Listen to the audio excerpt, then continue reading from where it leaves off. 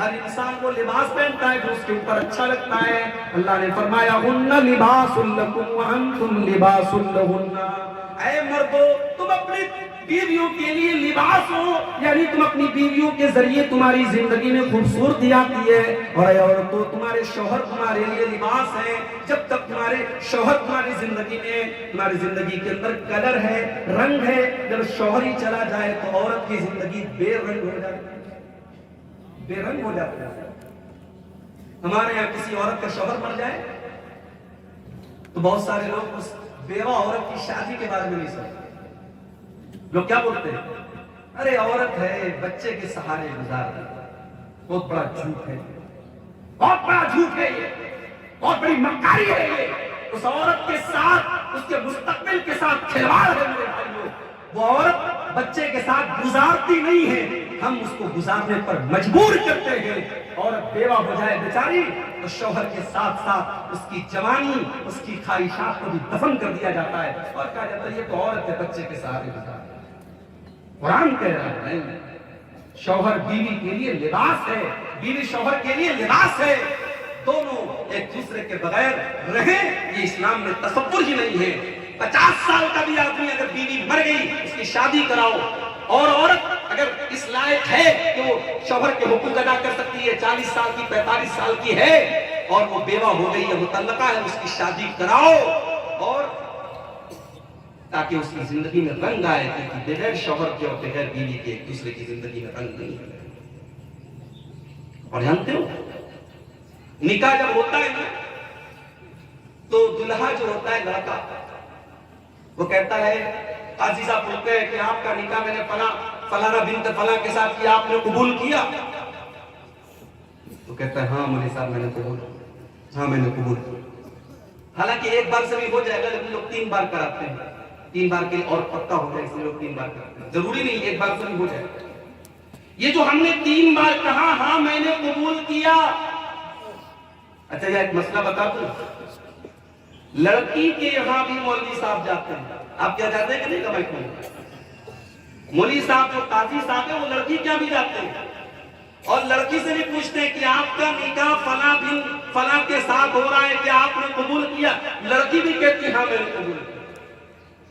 ہمارے علماء بیٹھے ہیں پوری ذمہ داری کے ساتھ کہتے ہیں یہ لڑکی سے قبول کرانے کا کانسیپٹ نہیں ہے اسلام میں, لڑکی سے اجازت لینے کا کانسیپٹ. لڑکی قبول نہیں کرے گی, قبول تو لڑکا کرے گا, مرد کرے گا.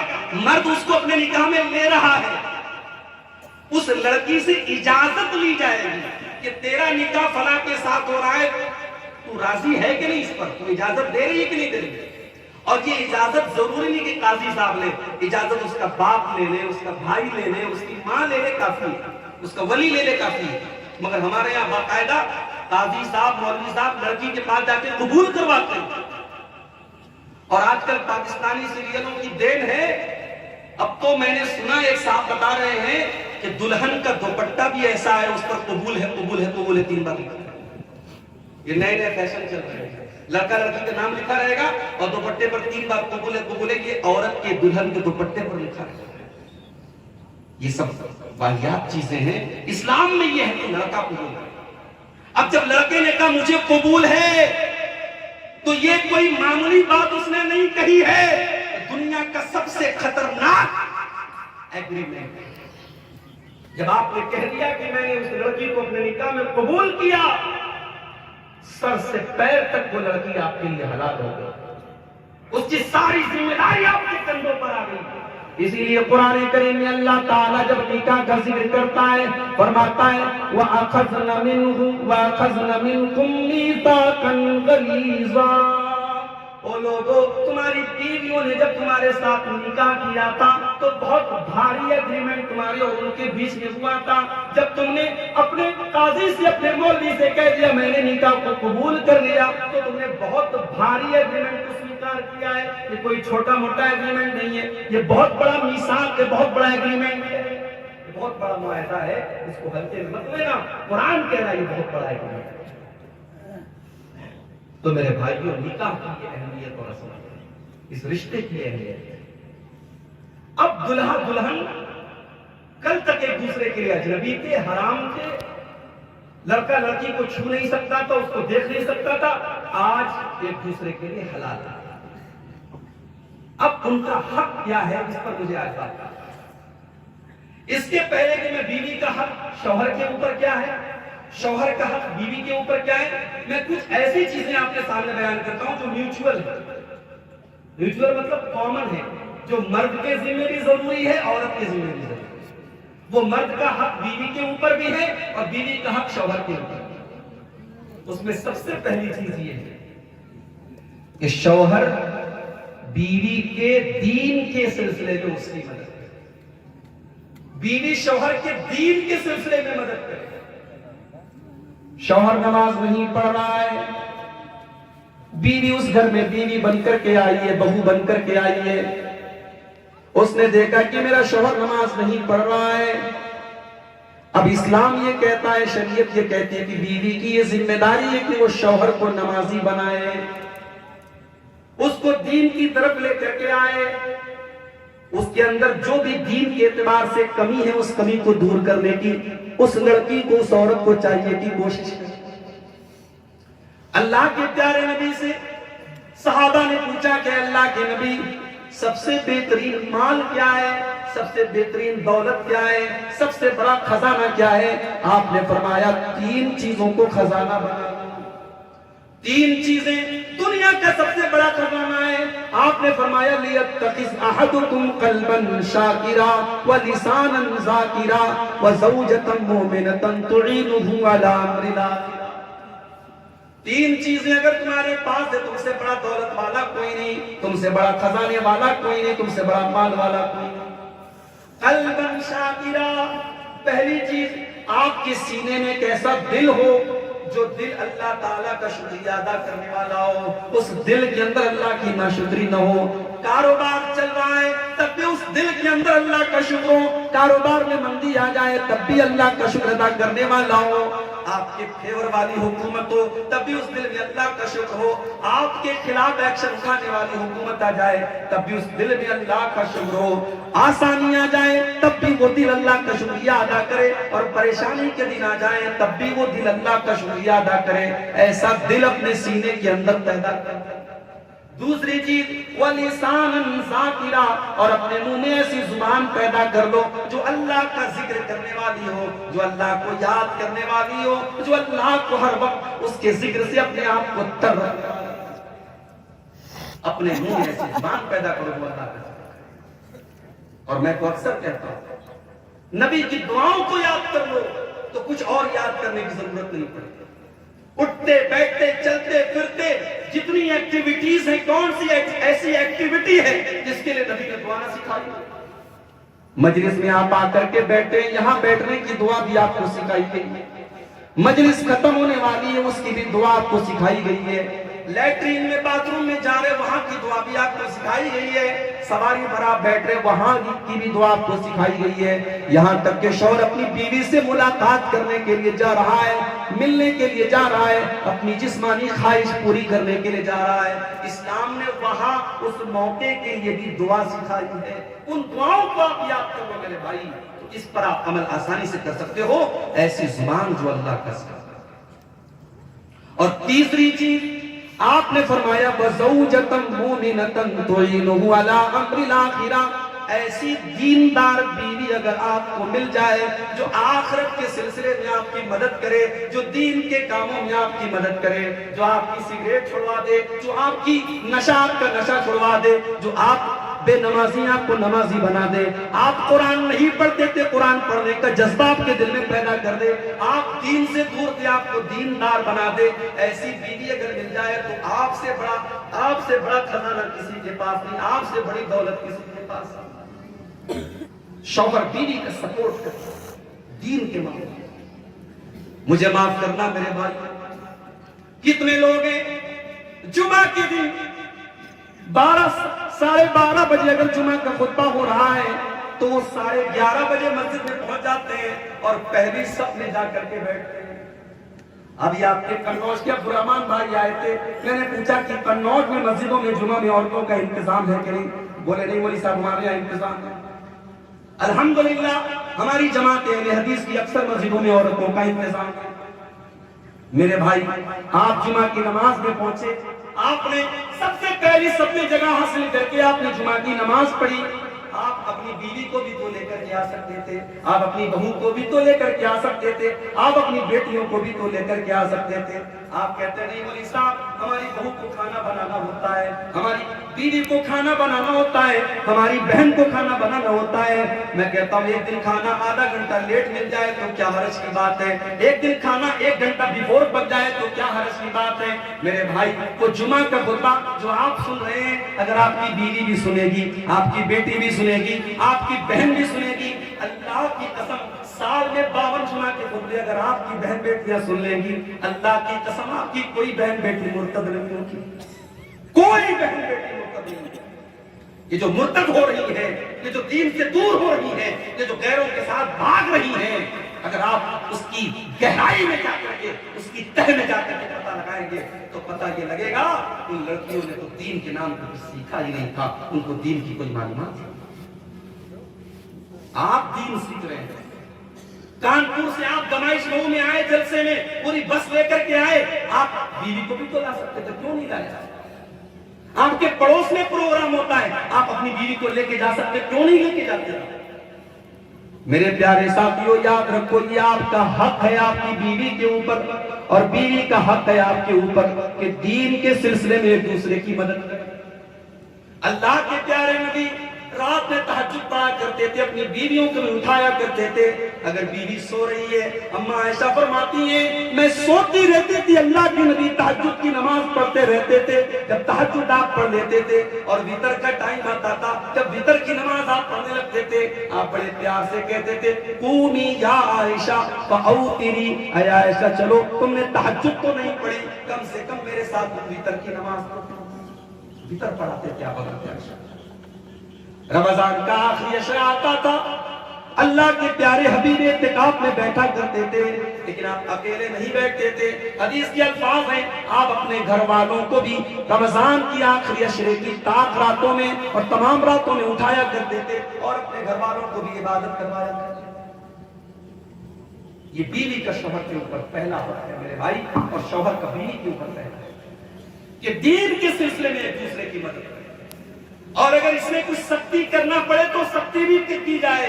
شوہر کو بیوی کے اوپر سختی کر دے، بیوی شوہر کے اوپر کچھ سختی کر دے. شوہر تھکا آیا ہے، رات کو 2 بجے وہ آیا ہے، 4:30 بجے فجر کا ٹائم ہو گیا، بیوی شوہر کو اٹھا رہی ہے. شوہر کو غصہ بھی آ رہا ہے کہ ابھی میں تو 2 بجے سویا ہوں تو مجھے 4:30 بجے کیوں اٹھا رہی ہے. بیوی چاہے تو بڑے پیار سے کہہ سکتی ہے اے میرے سرتاج، اے میرے شوہر، مجھے پتا ہے کہ ابھی آپ کی نیند پوری نہیں ہوئی ہے، مگر آپ فجر کی نماز جماعت سے نہ چھوڑیے، آپ اٹھ جائیے، 15 منٹ کی بات ہے، فجر کی نماز پڑھ کے آ جائیے، پھر آرام سے آپ سو جائیے، میں منع نہیں کروں گی. ضرورت پڑے تو شوہر کے اوپر پانی ڈال دے، لیکن شوہر کو اٹھا کر کے فجر کی نماز پڑھوائے. یہ بیوی کا کردار ہونا چاہیے. اللہ کے پیارے نبی فرماتے ہیں رحم اللہ رجلا قام من اللیل، اللہ تعالی رحمت نازل فرمائے اس مرد کے اوپر جو رات میں اٹھ کر کے تہجد کی نماز پڑھتا ہے. وَأَيْقَظَ امْرَأَتَهُ، اور اپنی بیوی کو بھی اٹھاتا ہے. اگر بیوی اٹھنے سے انکار کر دیتی ہے تو اپنی بیوی کے چہرے پر پانی چھڑک کر کے اس کو اٹھاتا ہے. اور اللہ تعالی رحمت نازل فرمائے اس عورت کے اوپر جو رات میں اٹھ کر کے تہجد کی نماز پڑھتی ہے اور اپنے شوہر کو بھی اٹھاتی ہے، اور شوہر اگر انکار کر دیتا ہے تو شوہر کے اوپر پانی چھڑک کر کے اٹھاتی ہے. یہ پہلا میوچول حق ہے. شوہر بیوی کا خیال رکھتے ہیں، بیوی شوہر کا خیال. اور آگے بڑھیں، ایک اور چیز ہے جس پہ دونوں ایک دوسرے کا خیال رکھیں، اور وہ یہ ہے شادی ہو گئی، اب تم ایک دوسرے کی شوہر، مرد شوہر بن گیا، عورت بیوی بن گئی. اب ایک دوسرے کے ساتھ اچھا برتاؤ کیا جائے. یہ نہ ہو کہ شوہر اپنے آپ کو ڈکٹیٹر سمجھ لے، حاکم سمجھ لے کہ صاحب یہ تو لونڈی ہے میری، غلام ہے میری، میرے اشاروں پر ناچے. اور یہ بھی نہ ہو کہ بیوی شوہر کو جو جی میں آئے وہ بولتے. دونوں ایک دوسرے کے ساتھ بہترین سے بہترین سلوک کریں. قرآن کہتا ہے وَعَاشِرُوهُنَّ بِالْمَعْرُوفِ، اے مسلمانوں تم اپنی بیویوں کے ساتھ اچھا سلوک کرو. ہم ایسے لوگوں کو نہیں جانتے ہیں، سماج کے اندر ان کا بڑا نام ہے، بڑا رتبہ ہے، بڑا مقام ہے، محلے میں سارے لوگ ان کو سلام کرتے ہیں، لاکھوں لاکھوں روپے وہ مسجدوں میں چندہ دیتے ہیں، لیکن جب ان کے گھر کے حالات جا کر کے دیکھو تو پتہ یہ لگتا ہے کہ بیوی کے اوپر بڑا ظلم کرتے، بڑا مارتے پیٹتے۔ او لوگوں، تمہاری نمازیں تمہارے منہ کے اوپر مار دی جائیں گی، تمہارے روزے تمہارے منہ کے اوپر مار دیے جائیں گے، کل قیامت کے دن پوچھا جائے گا تو سماج کے لیے بڑا نیک بنا کرتا تھا، تو اپنی بیوی کے لیے ایک بہترین شوہر کیوں نہیں بنا؟ کیا تو نے اپنے نبی کی سیرت نہیں پڑھی؟ تیرے نبی اس کائنات کے سب سے بہترین انسان بھی تھے اور اپنی بیویوں کے لیے ایک بہترین شوہر بھی تھے۔ آپ ہوں گے زمانے کے لیے بہت بڑے 30 مار کھا ہوں، گھر میں داخل ہو تو بیوی کے لیے شوہر ہیں، شوہر بن گئے۔ وہ جو پروٹوکال ہے وہ گھر کے باہر رکھے، گھر کے اندر کوئی پروٹوکال نہیں چلے۔ اللہ کے نبی صحابہ کرام کی نظر میں کتنے معزز تھے، صحابہ اپنے نبی کا کتنا احترام کرتے تھے، بعض صحابہ تو یہاں تک کہتے ہیں کہ ہم نبی سے آنکھ ملا کر کے بات نہیں کرتے تھے۔ اللہ کے نبی کے منہ سے کوئی تھوک نکلتا تھا تو کوئی نہ کوئی صحابی اپنے بدن پہ رگڑ لیتا تھا، مل لیتا تھا۔ اللہ کے نبی کا وضو کا بچا ہوا پانی صحابہ کرام لے کر کے آپس میں ایک دوسرے کے اوپر مل دیا کرتے تھے، اتنی محبت کرتے تھے، اتنی رسپیکٹ کرتے تھے، اتنا احترام کرتے تھے۔ مگر اللہ کے نبی جب اپنے گھر میں آتے تھے، آپ کی بیویاں آپ سے غصہ بھی ہوتی۔ تفکر کرو، اللہ کے نبی کی بیویاں آپ سے غصہ ہوتی تھی، شوہر کے اوپر بیوی غصہ کر سکتی ہے، یہ نبی نے اپنی سیرت نام کر دیا۔ آپ وہ حدیث دیکھیے، صحیح بخاری اور صحیح مسلم کے اندر وہ حدیث آپ کو مل جائے گی۔ اللہ کے پیارے نبی اما عائشہ سے فرماتے ہیں، اے عائشہ مجھے پتہ چل جاتا ہے تم کب مجھ سے ناراض ہوتی ہو اور تم کب مجھ سے خوش ہوتی ہو۔ اے عائشہ جب تم مجھ سے ناراض ہوتی ہو اور قسم کھاتی ہو تو کہتی ہو کہ ابراہیم کے رب کی قسم، اور جب مجھ سے تم خوش ہوتی ہو تو کہتی ہو محمد کے رب کی قسم صلی اللہ علیہ وسلم۔ اما عائشہ نے سنا، بڑے پیار سے کہا، اے اللہ کے نبی میں غصے میں بھی آپ کا نام چھوڑ دیتی ہوں مگر آپ کو نہیں چھوڑتی ہوں۔ یہ صحیح کہا آپ نے کہ جب میں غصہ ہوتی ہوں میں آپ کا نام زبان پہ نہ لا کر کے ابراہیم کے رب کی قسم کھاتی ہوں، مگر اے اللہ کے نبی اس غصے کی حالت میں آپ سے اپنا جو محبت ہے وہ نہیں چھوڑتی ہوں، آپ کا نام نہیں لیتی ہوں اپنا غصہ ظاہر کرنے کے لیے، مگر آپ سے کبھی ناراض نہیں ہوتی ہوں، آپ کی محبت میرے دل سے کبھی ختم نہیں ہوتی۔ نبی نے بیویوں کے نخرے اٹھائے،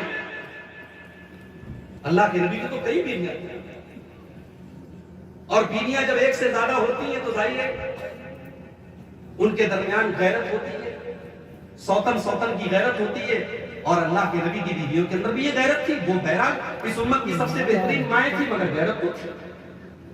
اللہ کے نبی اما عائشہ کے پاس موجود ہیں، حضرت ام سلمہ کے یہاں سے حلوہ آتا ہے، ایک پلیٹ میں رکھ کر کے حلوہ آتا ہے، حدیث کے الفاظ ہیں اللہ کے نبی ابھی اپنے ہاتھ میں حلوہ کی پلیٹ لیتے بھی نہیں ہیں، اما عائشہ اس پلیٹ کو لے کر کے زمین پہ مار دیتی ہیں، اس پلیٹ کو لے کر کے زمین پہ پھینک دیتی ہیں اور پلیٹ کے 2 ٹکڑے ہو جاتے ہیں۔ اللہ کے نبی اگر چاہتے تو غصہ ظاہر کرتے، ناراضگی ظاہر کرتے، اما عائشہ کو ڈانٹتے پھٹکارتے، مگر آپ نے بڑے پیار سے فرمایا، لوگوں تمہاری ماں کو غصہ آ گیا، تمہاری ماں عائشہ کو غصہ آ گیا۔ اس کے بعد آپ نے حضرت عائشہ کے کچن سے دوسری پلیٹ، صحیح سالم پلیٹ بنا کر کے آپ نے ام سلمہ کے گھر میں وہ پلیٹ بھجوا دی تاکہ انصاف ہو جائے۔ بہترین شوہر کا کردار ادا کیا ہے جناب محمد رسول اللہ صلی اللہ علیہ وسلم۔ میری پیاری ماں و بہنوں، آپ سے بھی کہتا ہوں، شادی ہو گئی تو ایک بہترین بیوی کا کردار بھی آپ کو ادا کرنا ہے۔ شوہر اگر کچھ کم کماتا ہے، اس کی کمائی کچھ کم ہے، ہو سکتا ہے کہ آپ کے مائکے کی جیسی سہولتیں آپ کے سسرال میں نہ مل پائیں، ہو سکتا ہے کہ آپ اے سی میں رہنے والی ہوں، آپ کے شوہر کی کمائی اے سی کے لائق نہ ہو، وہ کولر میں آپ کو رکھتا ہے، ہو سکتا ہے آپ کے گھر میں جتنے بڑے بڑے کمرے تھے اتنے بڑے بڑے کمرے آپ کو سسرال میں نصیب نہ ہو سکتا ہے آپ کا باپ آپ کو سال میں 12 جوڑی کپڑے پہنایا کرتا تھا اور شوہر کی کمائی 2-3 جوڑوں سے زیادہ کی نہیں ہے۔ لیکن میری پیاری ماں بہنوں، یہ بات یاد رکھو، جب آپ نکاح میں آ گئی تو شوہر کی اچھے دنوں میں بھی آپ اس کی جیون ساتھی ہیں، اس کی پریشانی میں بھی آپ اس کی جیون ساتھی ہیں۔ شوہر اگر کم کما رہا ہے تب بھی آپ اس کی بیوی ہیں، اور شوہر زیادہ کما رہا ہے تب بھی آپ اس کی بیوی ہیں۔ اور اگر آپ کو اس بات کو دیکھنا ہو تو ذرا اپنے نبی کی بیویوں کی سیرت اٹھاتے ہیں۔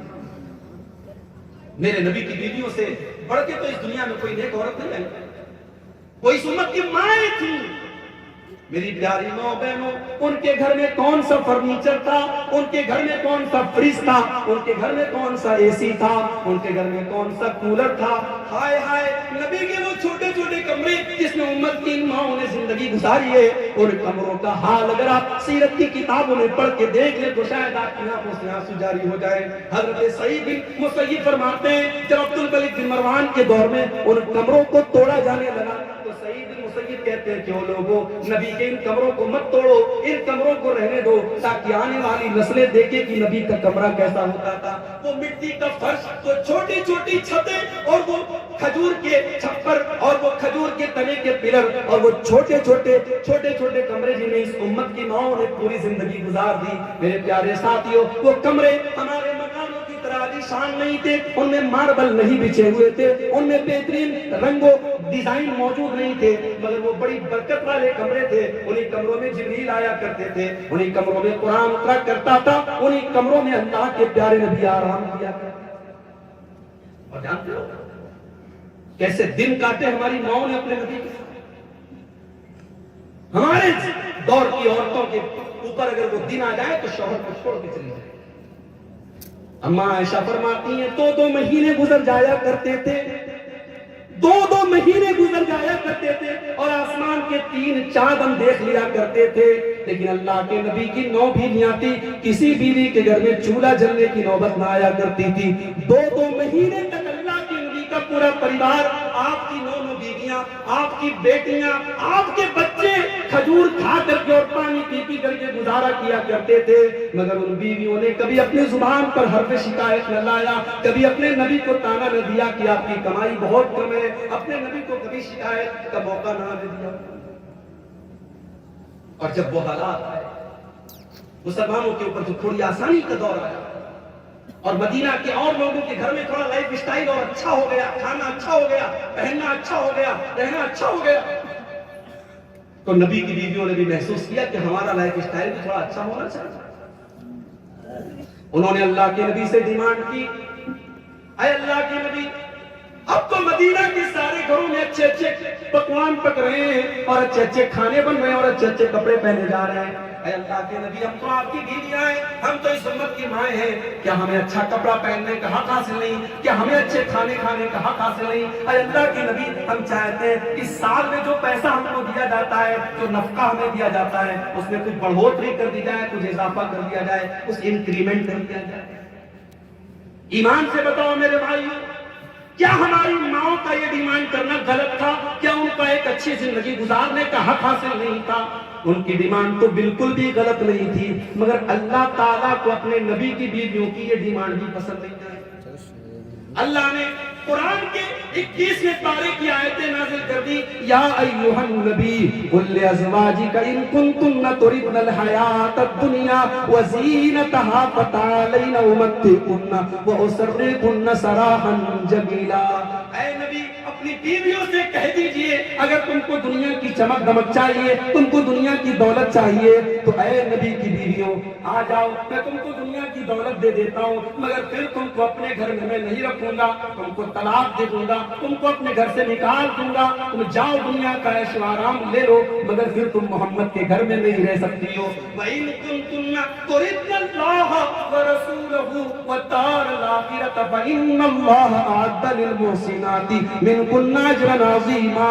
اور اے نبی کی بیویوں، اگر تم اللہ سے محبت کرتی ہو، اس کے نبی سے پیار کرتی ہو، اور آخرت میں اپنا گھر بنانا چاہتی ہو، تو اے نبی کی بیویوں، تم نیکی کا کام کرتی رہو، اور نبی کے ساتھ اچھے برے حالات میں نبی کا ساتھ دیتی رہو، اللہ تم کو تمہاری نیکیوں کا پھل ضرور دے گا۔ یہ 2 آیتیں نازل ہوئی۔ جب یہ 2 آیتیں نازل ہوئی، بخاری کے الفاظ ہیں، اللہ کے نبی حضرت عائشہ کے پاس آئے، اے عائشہ، تم سے ایک بڑی ضروری بات کرنی ہے۔ اے اللہ کے نبی بتائیے کیا بات ہے؟ اے عائشہ بہت امپورٹنٹ بات ہے، دیکھو تم جلدی بازی مت کرنا، تم اس فیصلے کے سلسلے میں کوئی جلدی مت کرنا، اپنے ماں باپ سے رائے لینے کے بعد کوئی فیصلہ کرنا۔ اے اللہ کے نبی آخر بات کیا ہے؟ بات تو بتائیے۔ آپ نے قرآن کی یہی دونوں آیتیں پڑھ کے سنا دی اور کہا کہ اے عائشہ دیکھو اللہ تعالیٰ تمہیں اختیار دے رہا ہے، یا تو تم دنیا کی دولت لے کر کے اپنے نبی کا گھر چھوڑ کے چلی جاؤ، یا دنیا کی تھوڑی سی پریشانی اٹھا لو لیکن اپنے نبی کے ساتھ رہو، تمہیں اللہ جنت دے گا۔ اے عائشہ بتاؤ تمہاری چوائس کیا ہے، تم کیا پسند کرتی ہو؟ ہائے ہائے میری پیاری ماں بہنوں، کیا جواب دیا تھا میری پیاری ماں نے؟ کیا جواب دیا تھا عائشہ نے؟ کہا اے اللہ کے نبی افی ھذا استعمل وبیا، اے اللہ کے نبی، اے اللہ کے نبی آپ کیسی باتیں کر رہے ہیں؟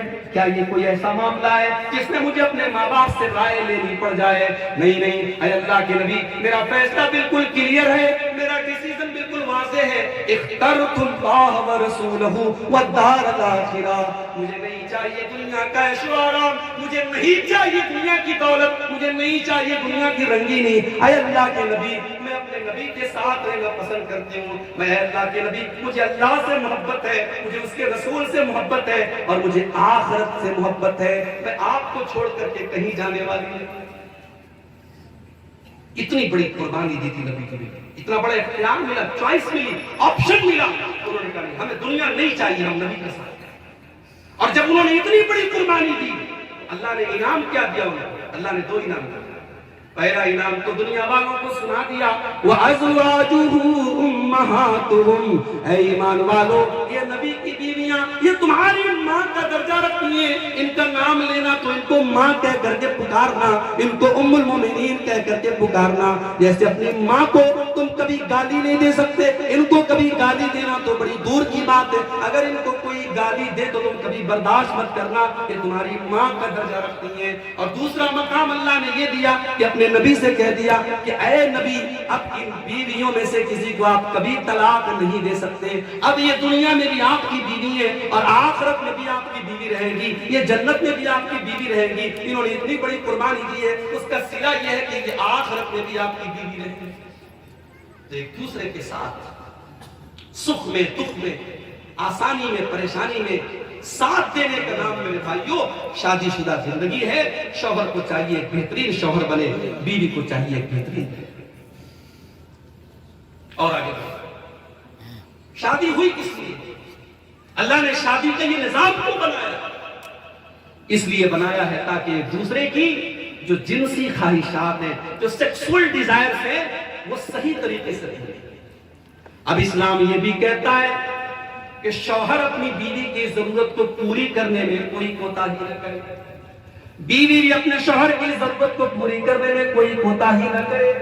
قرآن کا 18واں پارہ اٹھاؤ، اللہ فرماتا ہے والذین هم لفروجهم حافظون، کامیاب وہ لوگ ہیں جو اپنی شرمگاہوں کی حفاظت کرتے ہیں، جو اپنی شرمگاہوں کا کبھی غلط استعمال نہیں کرتے ہیں، الا علی ازواجہم او ما ملکت ایمانہم، سوائے اپنی بیویوں کے اور سوائے اپنی لونڈیوں کے۔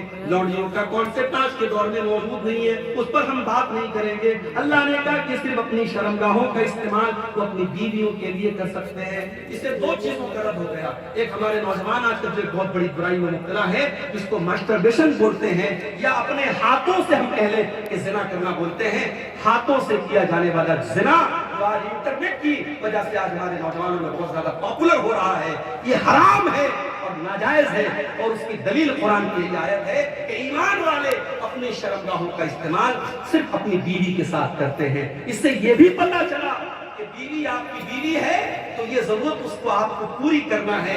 اس سال بھر کے لیے آپ اپنی بیوی کو چھوڑ کر کے بلا کسی مجبوری کے، آپ بمبئی میں رہتے ہیں، آپ پونا میں رہتے ہیں، بیوی کو ساتھ میں رکھ سکتے ہیں۔ میں کہتا ہوں کچھ کم پیسے کماؤ، کچھ کم سہولتیں اپنے گھر والوں کو دو، مگر اپنی بیوی کو اپنے ساتھ رکھو میرے بھائی۔ کہ شوہر کا بیوی سے سال بھر دور رہنا تو بہت سارے فکروں کی جڑ ہے، اور ہم سماج میں اس کو دیکھ سکتے ہیں۔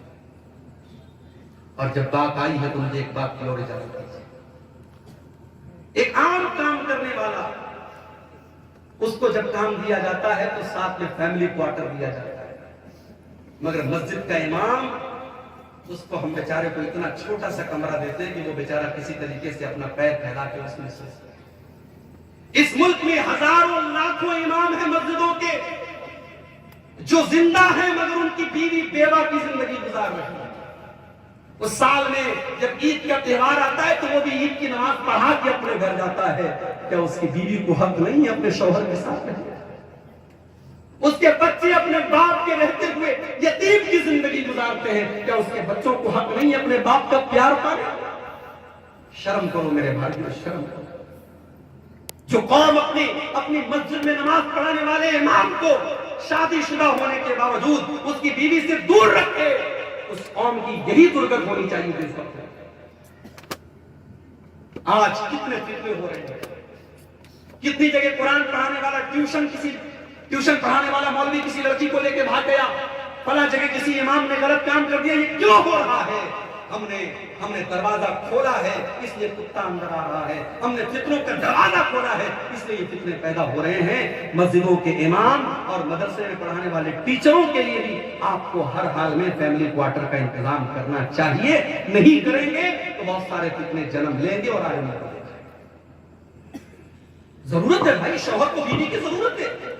شادی نہیں ہوئی تھی الگ بات ہے، شادی ہو گئی اور بیوی شوہر سے دور ہے، شوہر بیوی سے دور ہے، بہت ہی غلط بات ہے، بہت ہی غلط نام ہے بات۔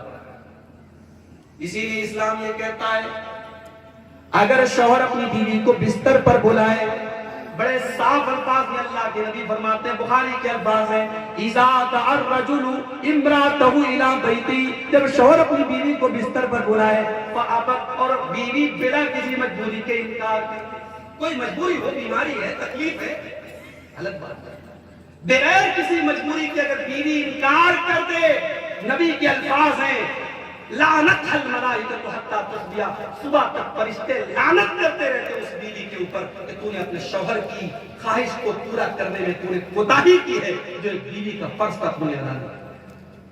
شوہر کو بھی چاہیے کہ اس معاملے میں بیوی کا حق ادا کرے، اگر اس کے اندر کوئی جسمانی طور پر کمی ہے اس کمی کو پورا کرے، اور بیوی کو بھی چاہیے کہ شوہر کو شکایت کا موقع نہ دے، یہ دونوں کا ایک دوسرے کا حق ہے۔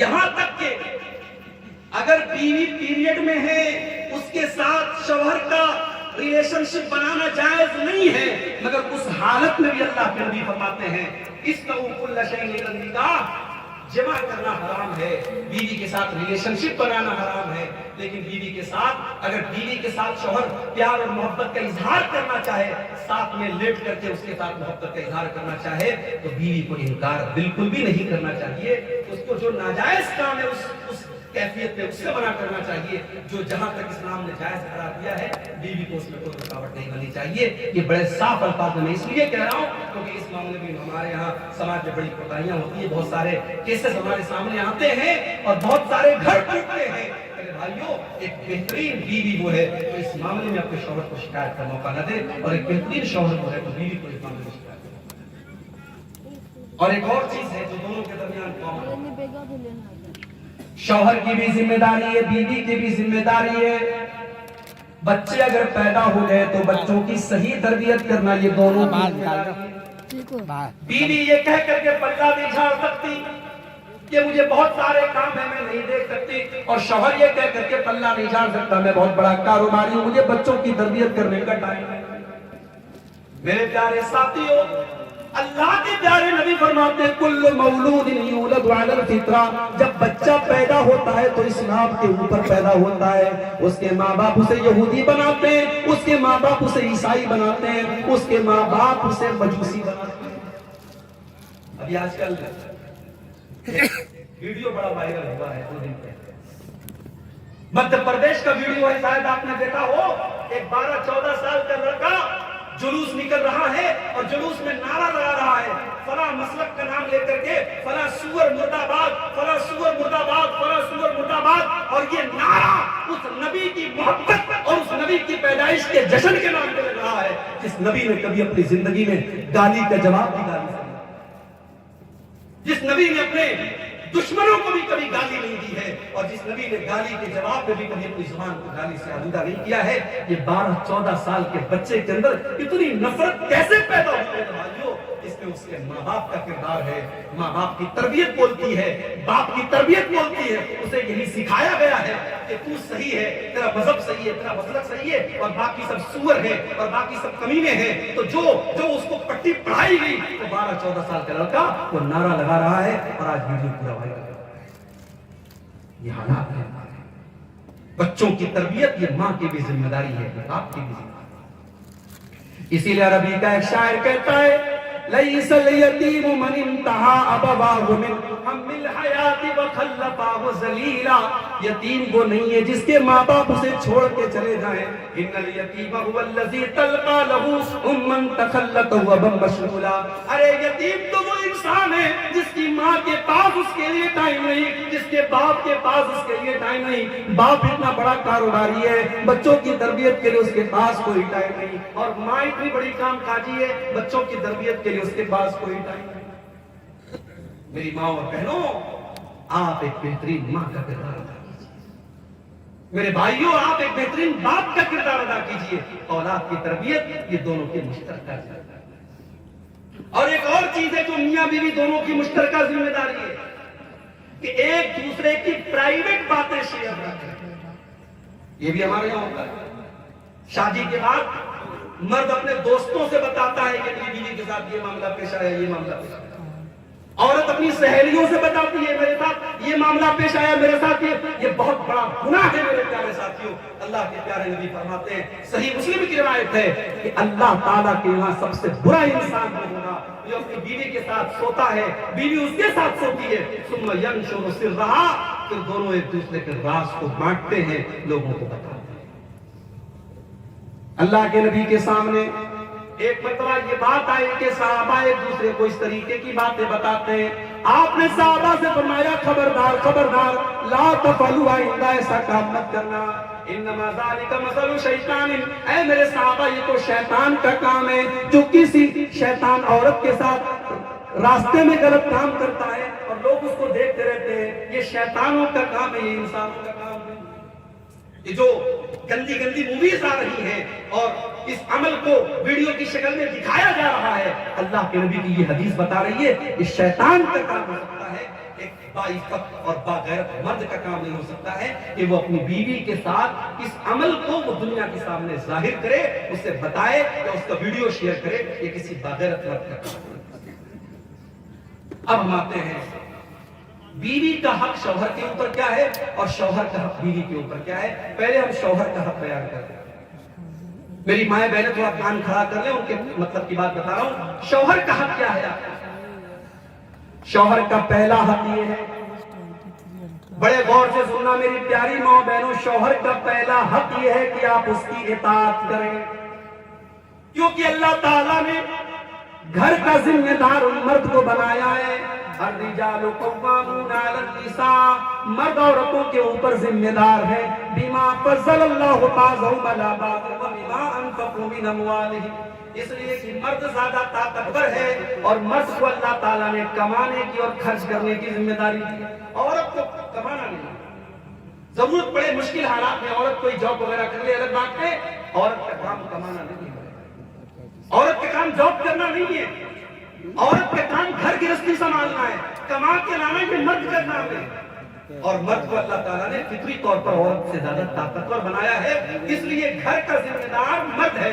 اب جب ذمہ دار مرد ہے تو وہ اسکول کبھی چل ہی نہیں سکتا ہے جہاں کا ٹیچر اپنے پرنسپل کی بات کرتا ہے، وہ اسٹیٹ کبھی چل ہی نہیں سکتا ہے جہاں کے منتری چیف منسٹر کی بات نہ مانے، وہ دیش کبھی چل ہی نہیں سکتا ہے جہاں کی کیبنٹ پرائم منسٹر کی بات نہ مانے۔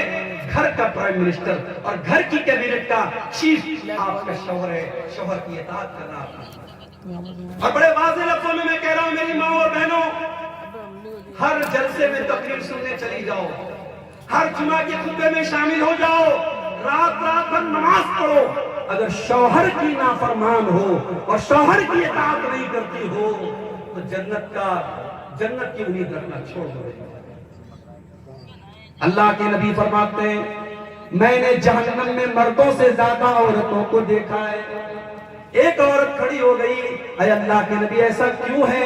آپ نے جنت میں اور جہنم میں مردوں سے زیادہ عورتوں کو دیکھا ہے۔ آپ نے فرمایا تکثرن اللعن وتکفرن العشیر، تم بہت زیادہ لعن طعن کرتی ہو، تمہاری زبان پر کنٹرول تمہیں بہت کم ہے، وتکفرن العشیر، اور تم اپنے شوہروں کی ناشکری کرتی ہو اور اپنے شوہروں کی نافرمانی کرتی ہو۔ شوہر کی اطاعت، شوہر کی بات مانو۔ عورت کے لیے جنگ کے میدان میں جا کر کے جان دینے کا حکم نہیں ہے، اسے جہاد کا حکم نہیں دیا گیا۔ اس کے لیے جنت میں جانے کے لیے صرف 4 کام کر لے عورت جنت میں۔ اللہ کے نبی فرماتے ہیں اذا صلت المرأة خمسا وصامت شهرها وأطاعت زوجها وأحسنت فرجها دخلت من أبواب الجنة شاد۔ عورت اگر 5 ٹائم کی نماز کی پابند ہے، رمضان کا روزہ پابندی سے رکھتی ہے، شوہر کی اطاعت کرتی ہے اور اپنی شرمگاہ کی حفاظت کرتی ہے، ایسی عورت جنت کے جس گیٹ سے چاہے، جس دروازے سے چاہے جا سکتی ہے۔ جنتی ہے وہ عورت جو شوہر کی اطاعت کرتی ہے۔ یہاں تک کہ شوہر کی اجازت کے بغیر بیوی نفل روزہ نہیں رکھ سکتی۔ رمضان کا روزہ الگ بات ہے، نفل روزہ آپ کو رکھنا ہے، سوموار کے دن کا روزہ، جمعرات کے دن کا روزہ، عاشورہ کا روزہ، عرفہ کا روزہ، جو بھی نفل روزہ اللہ کے نبی سے ثابت ہے، اگر عورت کو رکھنا ہے تو شوہر کا ایگری ہونا ضروری ہے، کیونکہ ظاہر ہے اگر وہ روزہ رہے گی تو اس پیریڈ میں مرد اس سے مل نہیں سکتا ہے، مرد کو ایک حق سے وہ محروم کر رہی ہے، اس حق سے محروم اگر کر رہی ہے تو مرد کی اجازت ہونا ضروری ہے۔ اللہ کے نبی فرماتے ہیں لا یحل لامرأۃ، عورت کے لیے جائز نہیں ہے کہ وہ ان تصوم، کہ وہ روزہ رکھے، وزوجها شاہد، اور شوہر گھر میں نہیں ہے، شوہر باہر ہے، الگ بات ہے، شوہر اگر گھر میں ہے تو شوہر کی اجازت کے بغیر وہ نفل روزہ بھی نہیں کر سکتا۔ تو یہ پہلی چیز ہے اطاعت۔ دوسری چیز ہے خدمت کرنا، شوہر کی خدمت کرنا، شوہر کے کپڑے کا خیال رکھنا، شوہر کی ضرورتوں کا خیال رکھنا، یہ بیوی کی ذمہ داری ہے۔ ایک مولوی صاحب کے پاس ایک عورت آئی، اس نے کہا مولوی صاحب یہ بتائیے کہ ساس سسر کی خدمت کرنا یہ کیا میرے ذمہ فرض ہے؟ اگر فرض ہے تو آپ قرآن کی آیت ہم کو لکھ کے دیجئے اور نبی کی حدیث کا حوالہ دیجئے جس سے پتہ چلے کہ ساس سسر کی خدمت کرنا میرے اوپر فرض ہے۔ مولوی صاحب بھی بہت ہوشیار، انہوں نے کہا بالکل صحیح کہہ رہی ہے محترمہ، نہ آپ کے ساس کی خدمت آپ کی ذمہ فرض ہے، نہ سسر کی خدمت آپ کے اوپر فرض ہے، اور نہ اس کی کوئی دلیل آپ کی کوئی موجود ہے۔ لیکن ایک بات میں اور بھی سنی، کہا کیا بات ہے؟ کہا کہ آپ کا شوہر ہر مہینے جو آپ کو شاپنگ مال میں لے جا کے ہزاروں روپے کی شاپنگ کراتا ہے، یہ بھی آپ کے شوہر کو کرتا ہے۔ وہ روزانہ طرح طرح کی آپ کو بہترین چیزیں کھلا رہا ہے، ہوٹل سے لا کے آپ کو کھلا رہا ہے، آپ کو گھومنے پھرنے لے کے جا رہا ہے، یہ تمام چیزیں فرض نہیں ہے، نہ قرآن کی کسی آیت سے ثابت ہے، نہ کسی حدیث سے ثابت۔ زندگی قانون کے ڈنڈے سے نہیں چلتی میری ماں بہنوں، کہ بہو اپنا ایک دائرہ بنا لے کہ یہاں سے میرا کام ہے، یہاں سے میرا کام نہیں ہے، بیوی ایک دائرہ بنا لے یہاں سے میرا کام ختم، شوہر ایک دائرہ بنا لے یہاں سے میری ڈیوٹی ختم۔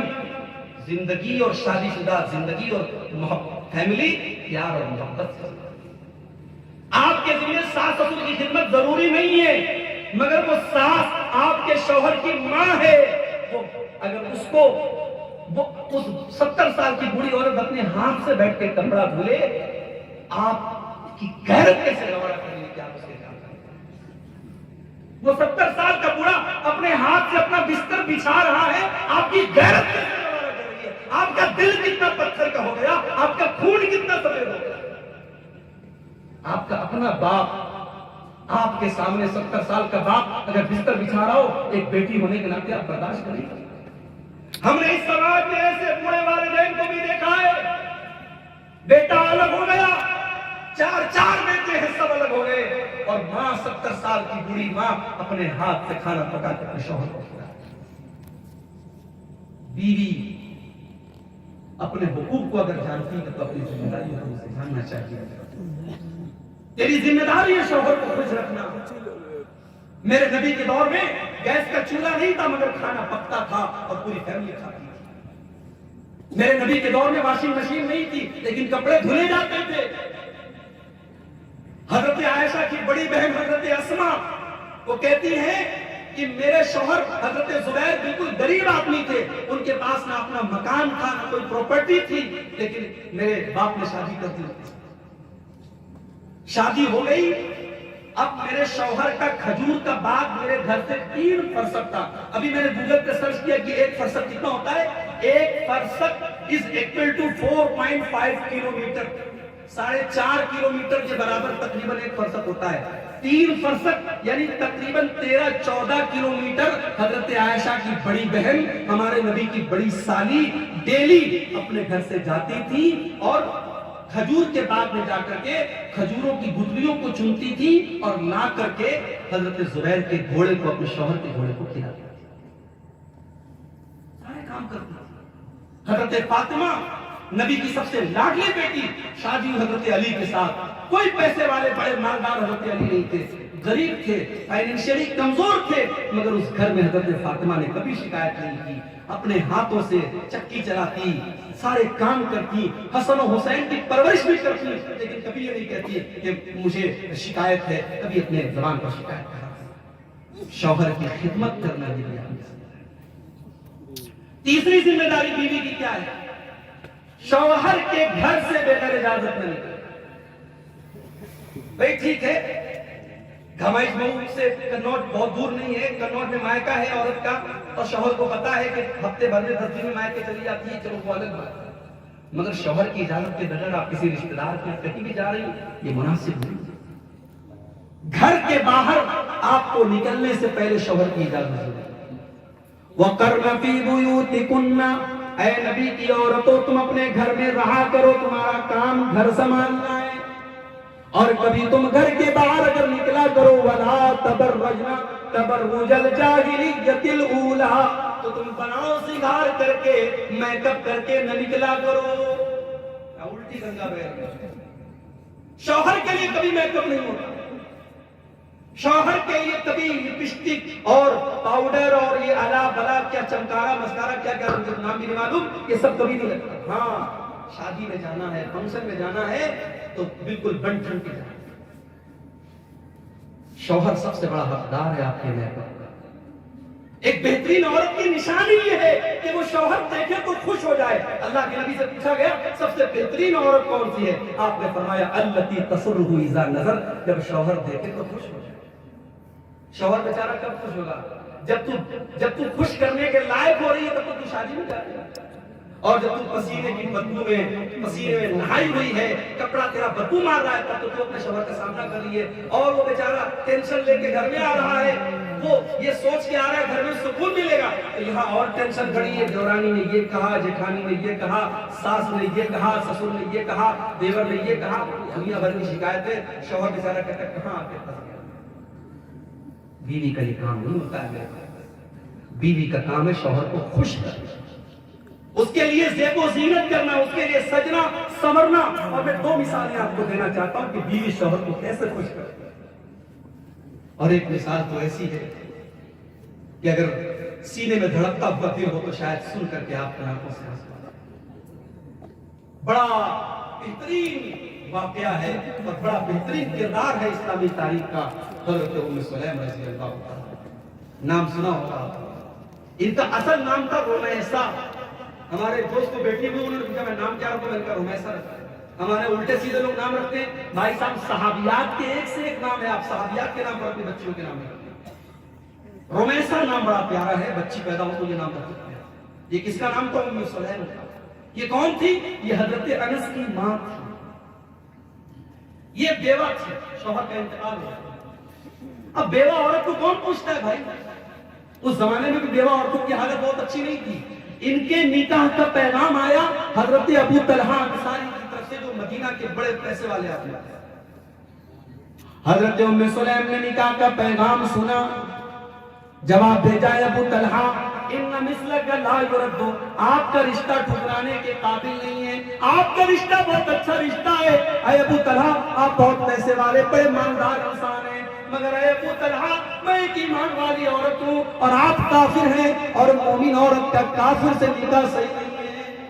اللہ اکبر، یہ سوچ اگر آج ہماری ان بچیوں کے دماغ میں پیدا ہو جائے تو شاید کسی غیر مسلم کے ساتھ اپنے گھر کی دہلیز کو پلان کر کے باہر جائے۔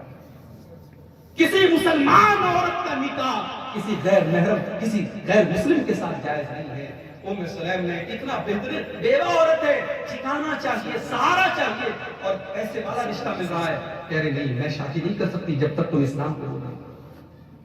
پھر حضرت ام سلیم نے اسی لیٹر کے اندر، اسی خط کے اندر ابو طلحہ کو اسلام کی دعوت پیش کی، اسلام کی تبلیغ کی۔ ابو طلحہ کے دل میں اسلام اتر آیا، انہوں نے اسلام قبول کر لیا۔ ام سلیم نے جواب دیا، اے ابو طلحہ اگر تم اسلام قبول کر لو مجھے مہر کے اندر کوئی انگوٹھی نہیں چاہیے، کوئی سونا چاندی نہیں چاہیے، اے ابو طلحہ تم اسلام قبول کر لو وہی میرا مہر ہو جائے گا۔ نکاح ہو گیا، اور تاریخ کا یہ پہلا نکاح تھا جس میں شوہر کا قبول اسلام بیوی کا مہر بن گیا۔ اس میں ایک پیسے کا مہر نہیں تھا، حضرت ابو طلحہ نے اسلام قبول کر لیا اور یہی ان کا مہر بن گیا۔ اور صحابہ کہتے ہیں ہم نے اتنا برکت والا نکاح کر لیا۔ نکاح ہو گیا، اب ان کے یہاں آگے چل کر کے اولاد پیدا، ایک بچہ پیدا۔ اس بچے کا نام رکھا گیا ابو عمیر۔ یہ بچہ اللہ کے نبی صلی اللہ علیہ وسلم کو بڑا پیارا تھا۔ اللہ کے نبی صلی اللہ علیہ وسلم جب حضرت ام سلیم کے گھر آتے تھے بچے کو گود میں لے کے کھلاتے۔ بچہ تھوڑا بڑا ہوا، اس نے چڑیا پال لی، چڑیا کے ساتھ کھیلا کرتا تھا۔ ایک مرتبہ اللہ کے نبی آئے تو دیکھا بچہ بڑا اداس ہے، گھر والوں سے پوچھا بچہ کیوں اتنا اداس ہے؟ پتہ لگا اس بچے کی چڑیا مر گئی ہے۔ اللہ کے پیارے نبی رحمت کائنات تھے، رحمت للعالمین تھے، بچوں کے جذبات کو بھی سمجھتے تھے۔ آپ نے اس معصوم بچے کی دلجوئی کے لیے کہا یا ابا عمیر ما فعل النغیر، بیٹا ابو عمیر تمہاری چڑیا کہاں چلی گئی؟ بیٹا ہماری چڑیا کہاں چلی گئی؟ یہ کہہ کر کے آپ نے اس معصوم بچے کے دل کو ڈھارس بتائی، اس کے دل کو سکون پہنچایا۔ یہی بچہ بیمار ہو گیا اور سخت بیمار ہو گیا۔ ابو طلحہ سفر میں جا رہے تھے، بیوی کو وصیت کر کے گئے کہ میرے بچے کا دھیان رکھنا، اس کے دوا علاج میں کوئی کمی نہ کرنا۔ ابو طلحہ سفر میں ہے، بچے کا انتقال ہو گیا۔ ام سلیم گھر والوں سے کہتی ہے خبردار آج شام کو بچے کے باپ گھر میں آنے والے ہیں، ابو طلحہ بچے کی موت کے بارے میں کوئی بتائے گا نہیں، میں بتاؤں گا۔ ابو طلحہ شام کو گھر آئے، آتے ہی پہلا سوال میرا بیٹا کیسا ہے؟ ام سلیم یہ نہیں کہتی بیٹا مر گیا، کہتی ہے آپ کا بیٹا پہلے سے زیادہ سکون سے، جھوٹ بھی نہیں ہے، مر گیا بیچارہ بیماری میں تڑپ رہا تھا، اللہ نے پہنچ گیا، سکون سے تو آئی۔ کہا ہے ابو سلیم آپ کا، اے ابو طلحہ آپ کا بیٹا پہلے سے زیادہ سکون سے۔ اس کے بعد حدیث کے الفاظ ہے فَتَزَيَّنَتْ لَهُ كَأَحْسَنِ مَا تَتَزَيَّنُ۔ ام سلیم اپنے شوہر کے لیے میک اپ کرتی ہے، سجتی ہیں، سنورتی ہیں۔ وہ میری پیاری ماں بہنوں، ایک ماں کا کلیجہ دیکھو، بچے کی لاش گھر میں رکھی ہوئی ہے اور اس بچے کی ماں اپنے شوہر کے لیے میک اپ کر رہی ہے، سج رہی ہے، سنور رہی ہے تاکہ باپ کے غم کو کچھ ہلکا کر دے۔ اپنے شوہر کے لیے سچی ہے سنور، اسی لیے حدیث میں یہ بھی آیا ہے کہ سفر سے آؤ تو اس زمانے میں چونکہ موبائل کا دور نہیں تھا کہ سفر سے آپ انفارم کرتے ہیں آج شام کو آنے والے ہیں۔ اللہ کے نبی نے صحابہ سے کہا کہ خبردار اچانک رات میں گھر میں مت آیا کرو۔ بیوی کس حال میں ہے، اس نے نہایا دھویا ہے کہ نہیں ہے، زیب و زینت اختیار کی ہے کہ نہیں ہے، اس نے زیر ناف بال وغیرہ صاف کیے ہیں کہ نہیں کیے ہیں، اچانک رات میں مت آیا کرو۔ آپ نے منع کیا تو صحابہ رات میں اچانک نہیں آتے تھے، دن میں مسجد میں 2 رکعت نماز پڑھتے تب آتے تھے۔ یہ دستور تھا، یہ نبی کی سنت تھی۔ ہاں آج کے زمانے میں چونکہ موبائل سے آپ انفارم کر سکتے ہیں تو کوئی مسئلہ نہیں۔ حضرت ام سلیم اپنے شوہر کے لیے میک اپ کرتی ہیں، سجتی ہیں، سنورتی ہیں، میاں بیوی کی ملاقات ہوتی ہے، بچے کا جنازہ رکھا ہوا ہے، صبح ہوتی ہے، ام سلیم اپنے شوہر سے بڑے پیار سے، بڑی حکمت کے ساتھ بات کرتی ہیں۔ اے ابو طلحہ اگر ہم نے کوئی سامان کسی سے ادھار لیا ہے، کسی سے عاریت کے طور پہ لیا ہے، امانت کے طور پہ لیا ہے، اور وہ سامان کا جو مالک ہے وہ سامان واپس مانگ رہا ہے، اے ابو طلحہ وہ سامان ہمیں دے دینا چاہیے یا برا ماننا چاہیے، ناراض ہونا چاہیے؟ کہا ہے اے میری بیوی جب سامان کے مالک ہم نہیں ہیں، سامان کا مالک کوئی اور ہے تو سامان تو دے دینا چاہیے، یہی دستور ہے۔ کہا ہے میرے شوہر آپ کا بیٹا بھی اللہ کی امانت تھا، اللہ نے اب آپ کے بچے کو اٹھا لیا ہے، آپ کا بچہ انتقال کر چکا ہے، کل سے اس کی لاش گھر میں رکھی ہے، جائیے اس کے کفن دفن کا انتظام کیجیے۔ اللہ، ابو طلحہ تو ہفتہ بکا ہے، انہوں نے کہا میرا بچہ گھر میں مرا پڑا تھا اور میں اپنی بیوی سے ملاقات کرا۔ انہیں اتنا غصہ آیا، وہ اللہ کے نبی کے پاس آئے اور اللہ کے نبی کو پورا معاملہ بتایا۔ کہا اللہ کے نبی میری بیوی نے ایسا ایسا کیا۔ اللہ کے نبی نے حضرت ام سلیم کے اس عمل پر شاباشی دی۔ آپ نے کہا واقعی انہوں نے بہت اچھا کام کیا، اللہ خوش ہوا ان کے کام سے، اور اللہ اس بچے کا نعم البدل ان کو دے گا۔ یہ صبر کیا ہے جو ام سلیم نے، یہ صبر بیکار نہیں کیا، اور اللہ نے اس صبر کا ایسا بدلہ دیا۔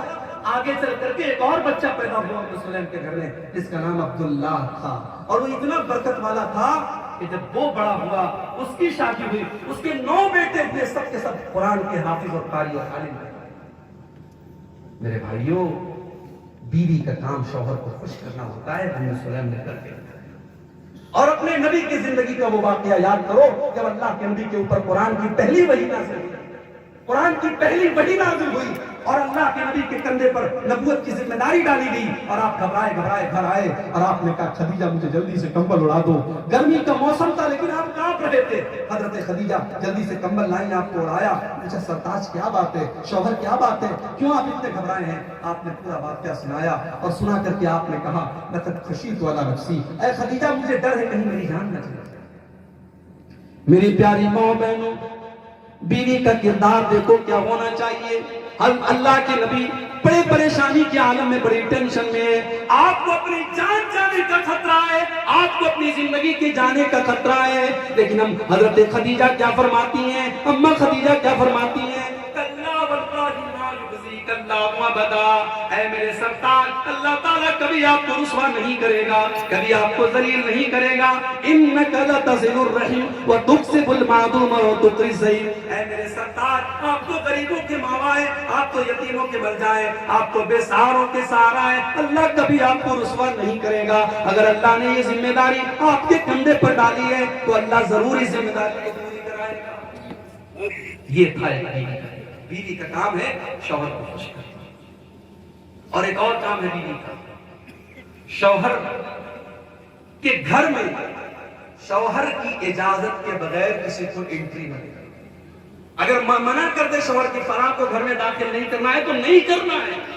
اللہ کے نبی نے حجۃ الوداع کے خطبے میں فرمایا کہ یہ شوہر کا حق ہے، بیوی کے اوپر یہ شوہر کا حق ہے کہ بیوی گھر میں کسی ایسے انسان کو آنے نہ دے، اس کی پرمیشن شوہر کو۔ اور شوہر کا 5واں حق یہ ہے میرے بھائیوں کہ اگر شوہر کا انتقال ہو گیا تو بیوی 4 مہینہ 10 دن تک سوگ منائے۔ کسی اور مرنے والے کے لیے، کسی عورت کے لیے جائز نہیں ہے کہ وہ 3 دن سے زیادہ سوگ منائے، 3 دن سے زیادہ وہ اچھے کپڑے نہ پہنے، 3 دن سے زیادہ وہ زیب و زینت نہ کرے۔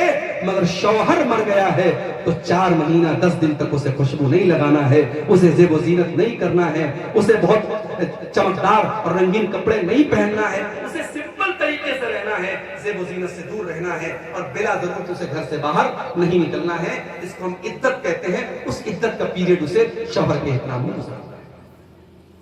اب شوہر کا حق کیا ہے، شوہر کے اوپر بیوی کا حق کیا ہے، شوہر کے اوپر بیوی کی ذمہ داری کیا ہے؟ تو پہلی ذمہ داری مہر ہے۔ وَآتُوهُنَّ صَدُقَاتِهِنَّ نِحْلَةً، بیویوں کو ان کا مہر خوشی خوشی دے دو۔ یا ہمارے کتنے بوڑھے لوگ بیٹھے ہو کہ جن کی بیوی کا مہر 7.5 روپیہ ہوگا، آج تک نہیں دیا، 32.5 روپیہ کچھ لوگوں کا مہر ہوگا، آج تک بیوی کو نہیں دیے ہیں۔ جب بیوی مر جائے گی نا اس کا ہاتھ پکڑ کے کہیں گے معاف کر، نہیں مرنے لگے گی تب معاف کرائیں گے، اور اگر مرنے کے ٹائم معافی نہیں مانگ سکے تو مرنے کے بعد مولوی صاحب کے پاس آ کے پوچھیں گے مولوی صاحب بیوی کا مہر نہیں دے پائے، اتنا پیسہ کمایا بیوی کا مہر نہیں دے پائے۔ اسی لیے ہم نکاح پڑھانے جاتے تو پوچھتے بھائی صاحب نگد ہے کہ نہیں؟ نگد کو ہم ویلکم کرتے کہ آئیے پہلے آپ مہر دیجیے۔ بیوی کا سب سے پہلا حق، اور بھیا اسی کو زندگی بھر آپ دبائے رہتے۔ اچھا بعض بیویاں بھی ڈرتی ہیں کہ مہر لے لیں گے تو بہت عذاب آ جائے گا، مہر کا پیسہ اگر شوہر دے دے بیوی کو تو بیوی ڈرتی ہے، ارے وہ تیرا حق ہے. اور جب مہر کی بات آئی ہے تو ایک بات اور سنو، مہر بہت بھاری بھرکم بھی نہ ہو، بہت ہلکا بھی نہ ہو. مہر میڈیم انسان کی حیثیت کے مطابق. اور بہت پیسے والا انسان ہے اور 1000-2000 روپے کا مہر ہے، یہ بھی مناسب نہیں ہے. اور غریب آدمی ہے، لاکھ روپے کا مہر مانگ تو یہ بھی ٹھیک نہیں ہے. مہر سامنے والے کی حیثیت کے حساب سے ہونا چاہیے. حضرت عمر فاروق نے اپنے دور میں خطبے میں کہا کہ اے لوگوں، مہر میں غلو مت کرو، مہر بہت لمبا چوڑا مت باندھا کرو. اس امت کی سب سے بہترین عورتیں تمہارے نبی کی بیویاں تھیں، اور تمہارے نبی نے اپنی کسی بیوی کو اور اپنی کسی بیٹی کو 12.5 اوقیہ چاندی سے زیادہ مہر دیا. تو مہر میڈیم ہونا چاہیے. مہر میں کچھ بھی دیا جا سکتا ہے. یہاں تک کہ حدیث میں آتا ہے التمس ولو خاتم من حدید، لوہے کی انگوٹھی بھی دی جا سکتی ہے. یہاں تک حدیث میں آتا ہے کہ ایک عورت اللہ کے نبی کے پاس آئی اور آپ نے جب ایک صحابی سے ان کا نکاح کرنا چاہا تو صحابی سے آپ نے پوچھا امعک شیء من القرآن، کیا تمہیں کچھ قرآن یاد ہے؟ صحابی نے کہا کہ ہاں اللہ کے نبی مجھے فلاں فلاں صورتیں یاد ہیں. آپ نے کہا جاؤ، میں نے اس عورت کے ساتھ تمہارا نکاح قرآن کی ان صورتوں کے بدلے میں کر دیا، تم اس کو یہ قرآن کی صورتیں سکھلا دینا، یہی مہر ہے. تو پہلا حق ہے مہر. دوسرا حق نان و نفقہ، بیوی کا خرچ آپ کے ذمہ ہے. بیوی خود کما کے اپنا خرچہ اٹھائے یہ نہیں، بیوی کا خرچ آپ کے ذمہ. بیوی کو اپنی حیثیت کے مطابق اچھا کھلاؤ، اچھا پہناؤ، یہ آپ کی ذمہ داری. اللہ کے نبی سے ایک صحابی نے پوچھا ہے اللہ کے نبی، بیوی کا حق ہمارے اوپر کیا ہے؟ آپ نے فرمایا انتت کی مہا عزت، جو کھاؤ اپنی بیوی کو کھلاؤ. وَتَقْسُوهَا إِذَا اقْتَسَيْتَ، جس لیول کا اور جس معیار کا کپڑا تم پہنتے ہو اس معیار کا بیوی کو بھی پہناؤ. ماشاءاللہ کپڑے کے معاملے میں تو عورتوں کا مقابلہ کوئی نہیں کر سکتا. ہم لوگ تو 1500 روپے میں نپٹ جاتے ہیں، ان کا تو 5000 سے شروعات ہوتی ہے. تو آپ نے فرمایا جس معیار کا تم پہنتے ہو ان کو پہناؤ. وَلَا تَضْرِبِ الْوَجْهَ، اور کبھی چہرے پر مت مارو. کبھی اگر بیوی اتنی نافرمانی کرنے لگے کہ ہاتھ اٹھانا پڑے تو خبردار چہرے پر ہاتھ دو. یہاں ایک بات کی اور وضاحت کرتا، نبی نے کہا چہرے پر ہاتھ مت اٹھاؤ، اس کا مطلب مارنے کی پرمیشن دے دی، کھلی چھوٹ دے دی، ایسا نہیں ہے. نبی نے مارنے کی اجازت دی ہے، مگر نبی نے خود کبھی کسی بیوی پر ہاتھ نہیں اٹھایا ہے، اور آپ نے ہاتھ اٹھانے والوں کو اچھا نہیں کہا. ایک مرتبہ جب آپ نے صحابہ کو بیویوں کو مارنے سے منع کیا اور صحابہ کرام کی بیویاں بہت شیر ہو گئی اور صحابہ اللہ کے نبی کے پاس آ کر کے شکایت کرنے لگے کہ عورتیں بہت شیر ہو گئی ہیں، آپ نے مارنے کی اجازت دے دی. اور جب شوہروں نے بہت ان کو مارا پیٹا تو بہت ساری عورتیں اللہ کے نبی کے گھر کو آ کے گھیر لیتی ہیں اور سب اپنے اپنے شوہروں کی شکایت لے کر کے آتی ہیں. اللہ کے نبی مسجد میں آتے ہیں اور منبر پر چڑھ کر کے خطبہ دیتے ہیں اور خطبے میں آپ فرماتے ہیں میرے گھر پہ بہت ساری عورتیں اکٹھا ہیں، وہ عورتیں یہ کہہ رہی ہیں ان کے شوہروں نے ان کو مارا ہے. وہ تم میں اچھے لوگ نہیں ہیں، وہ بہترین لوگ نہیں ہیں. بیوی کے اوپر ہاتھ اٹھانے والا اچھا نہیں. وَلَا تُقَبِّحْ، اور بیوی کو گالی گلوچ مت کرو. وَلَا تَحْجُرْ إِلَّا فِي الْبَيْتِ، اور بیوی سے جھگڑا ہو جائے تو گھر کے باہر میٹر کو مت لے کے جاؤ، انٹرنل گھر کے اندر معاملے کو سلجھا لو، گھر کے باہر مت. تو یہ شوہر کے اوپر بیوی کا حق ہے کہ وہ بیوی کا خرچہ اٹھائے، بیوی کو اچھا کپڑا پہنائے، بیوی کی رہائش کا انتظام کرے. اسکنوہن من حیث سکنتم، اللہ نے فرمایا جہاں تم رہتے ہو وہاں بیوی کو رکھو. ایسے بھی کیس آئے ہیں حیدرآباد میں، ایسے کیس بہت ہو رہے ہیں. شوہر رہتا ہے سعودی میں، بیوی رہتی ہے حیدرآباد میں. 10 سال 15 سال زندگی کا بہترین ٹائم شوہر نے سعودی میں گزارا، بیوی کی پوری جوانی ختم ہو گئی شوہر کے بغیر. اور جب شوہر 45 سال کا 50 سال کا ہو گیا تب اسے خیال آیا مجھے دوسری بھی کرنی چاہیے. اس نے دوسری ایک جوان لڑکی سے شادی کی اور اس جوان لڑکی کو لے کر کے وہ سعودی جا کے رہنے لگا. اور یہ بیچاری جو ادھیڑ ہو چکی ہے، جو جوانی اپنے شوہر کے بغیر ختم کر چکی ہے، وہ اپنے بچوں کے ساتھ حیدرآباد میں رہتی ہے. اس طریقے کے کیس میں اگر دوسری شادی کو آج سماج میں گالی بنا دیا گیا ہے تو مجھے معاف کیجیے گا، اس میں بہت بڑا رول دوسری شادی کر کے پہلی بیوی کے ساتھ ناانصافی کرنے والوں کی بھی ہے. اگر آپ کو اللہ نے طاقت دی ہے جسمانی اعتبار سے، مالی اعتبار سے ایک سے زیادہ شادی آپ کر سکتے ہیں، شریعت نے آپ کو اجازت کی ہے، مگر شریعت نے شرط لگائی ہے آپ کو انصاف کرنا پڑے گا، اور وہ انصاف آج بہت کم لوگ کرتے ہیں میرے بھائیوں۔ اور یہ نا انصافی اگر کسی نے کی، ایک بیوی کے اوپر اس نے زیادہ پیار اور محبت لٹایا اور دوسری کا حق اس نے مارا، کل قیامت کے دن اس حال میں آئے گا۔